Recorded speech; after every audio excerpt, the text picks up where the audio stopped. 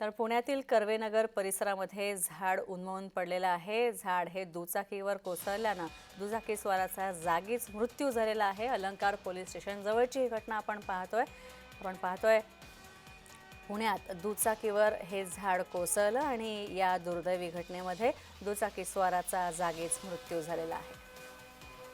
रोहन कदम आमचे प्रतिनिधी आमच्या सोबत आहेत फोन लाईनवरून। रोहन, काय अपडेट्स या संदर्भात? खरं तर मागील काही दिवसांपासून सातत्याने जो आहे तो पावसाचा जोर वाढतोय आणि यासोबतच वादळी वारं देखील मोठ्या प्रमाणामध्ये पुणे आणि परिसरामध्ये वाहत आहे। याच्यामुळे जे ते पुण्यातील कर्वेनगर परिसरामध्ये असणाऱ्या अलंकार पोलीस स्टेशनच्या जवळ जे आहे ते हे झाड कोसळल्याची माहिती साधारणतः 8:30-9च्या सुमारास मिळाली आणि त्याच्यामध्ये हे झाड जे आहे ते मेन मुख्य रस्त्यावरती जे आहे ते कोसळलेलं पाहायला मिळते आणि यामध्ये एक दुखाचे सार जो होता जो टूव्हीलरवरती निघाला होता त्याचा मृत्यू दुर्दैवाने झाल्याची माहिती मिळते आणि यामध्ये काही गाड्यांचं नुकसान देखील झाल्याची माहिती मिळते।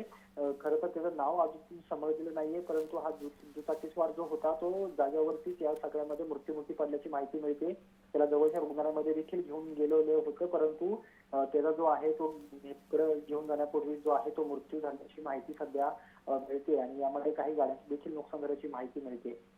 धन्यवाद रोहन या सगळ्या अपडेट्सबद्दल।